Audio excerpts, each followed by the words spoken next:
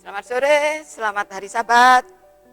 Kita bersyukur kita masih mempunyai satu kesempatan untuk bersabat kembali. Dan kita akan mempelajari firman Tuhan di dalam pelajaran sekolah Sabat yang ke-12 di bulan ini dengan judul Nabi yang Gelisah. Itu kita akan berdoa lebih dahulu. Maha besar Allah Bapa kami dalam surga, Allah yang kami sembah, kami puji dan kami muliakan. Bapa, syukur terima kasih. Kami masih mempunyai satu kesempatan untuk belajar firman-Mu pada pada sore hari ini. Kiranya Engkau sendiri melalui Roh Kudus-Mu yang akan menolong kami, mengajar kami melalui pelajaran sekolah Sabat ini, sehingga kami boleh mengerti apa rencana Tuhan dalam kehidupan kami yang sisa ini. Tuhan mengampuni semua dosa kekurangan kelemahan kami. Semua ini kami serahkan dalam nama Yesus, Tuhan dan Juru Selamat kami. Amin.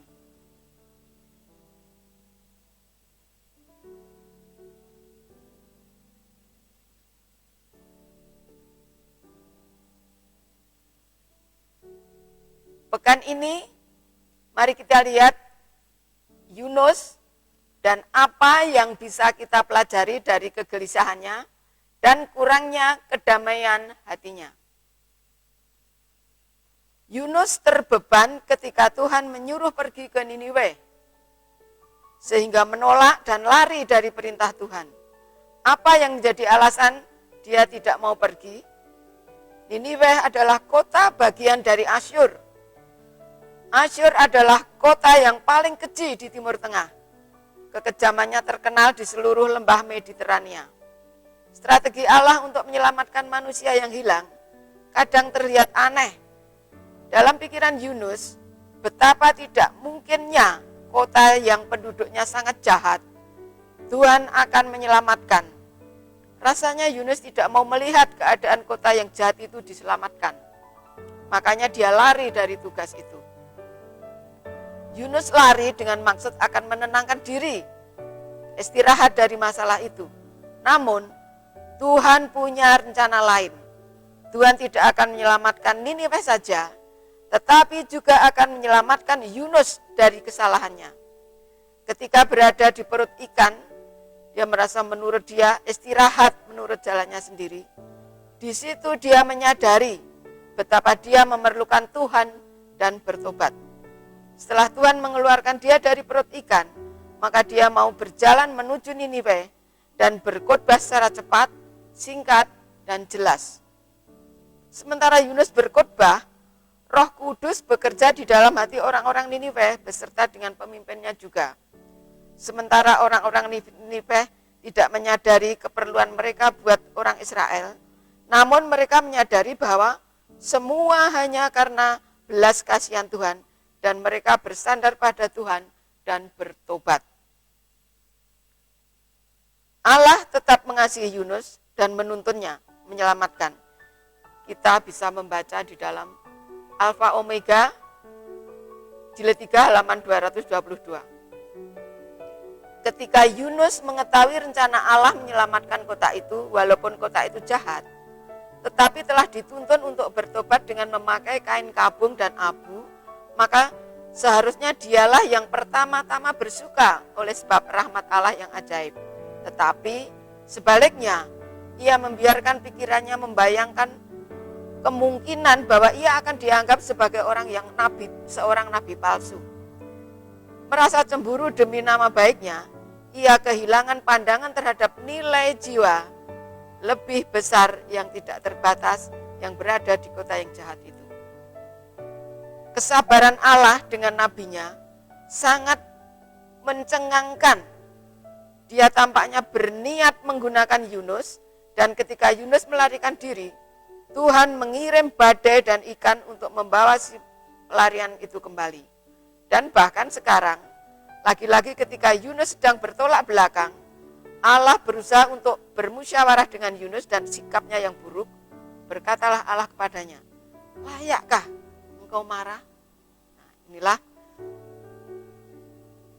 sebagian daripada firman Tuhan kepada Yunus. Allah mengasihi penduduk Niniwe dan Yunus agar menjadi seorang misionaris yang sejati, mendapatkan istirahat yang sesungguhnya bersama dengan Tuhan, agar Yunus bisa mengasihi sesama seperti Tuhan, seperti mengasihi sesama juga. Inilah satu ringkasan pendek pelajaran di depan sebelum kita masuk dalam pendalaman, di mana Tuhan tidak akan menyelamatkan Ninive, penduduknya yang jahat, melainkan juga akan menyempurnakan tabiat atau karakter Yunus sebagai nabi yang belum sempurna. Tuhan akan sempurnakan melalui pengalaman ini. Sekarang kita akan masuk ke dalam pendalaman.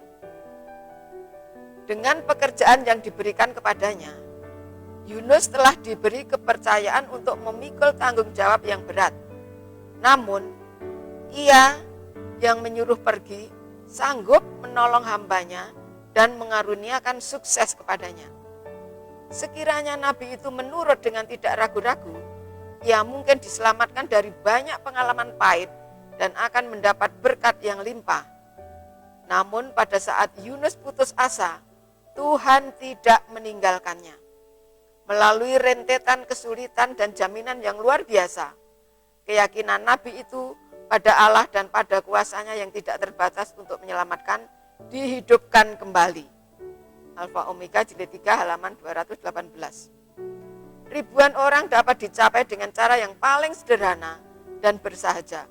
Orang yang paling pandai, orang yang dipandang dunia sebagai lelaki dan perempuan yang bertalenta, seringkali disegarkan oleh kata-kata sederhana dari orang yang mengasihi Allah dan yang dapat berbicara tentang kasih itu dengan biasa seperti orang dunia berbicara tentang perkara-perkara yang paling menarik perhatiannya. Seri Membina jilid 5 halaman 157.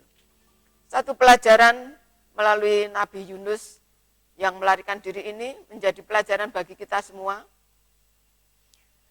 Agar kita semua, apapun yang diperintahkan Tuhan kepada kita jalani sesuai dengan apa yang direncanakan Tuhan. Karena bila mana kita menolak atau meninggalkan apa yang disampaikan Tuhan atau diberikan tugas oleh Tuhan, kita akan mengalami berbagai-bagai masalah yang rumit, seperti halnya Yunus dalam kisah ini. Namun, bila mana kita setia melakukan apa yang diperintahkan Tuhan, apapun yang kita hadapi, kekurangan, kelemahan, kesulitan, apapun yang kita hadapi, Tuhan yang akan mengerjakan. Inilah harus menjadi pemikiran kita, menjadi keyakinan kita, menjadi iman kita, bahwa sebenarnya lah semua yang terjadi ini Tuhan yang mengendalikan, Tuhan yang mengerjakan. Hanya kita disuruh untuk menurut apa yang menjadi rencana Tuhan.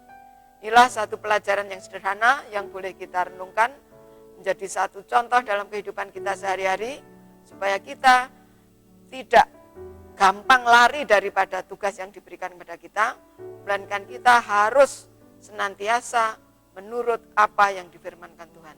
Kiranya Tuhan memberkati kita semua. Amin.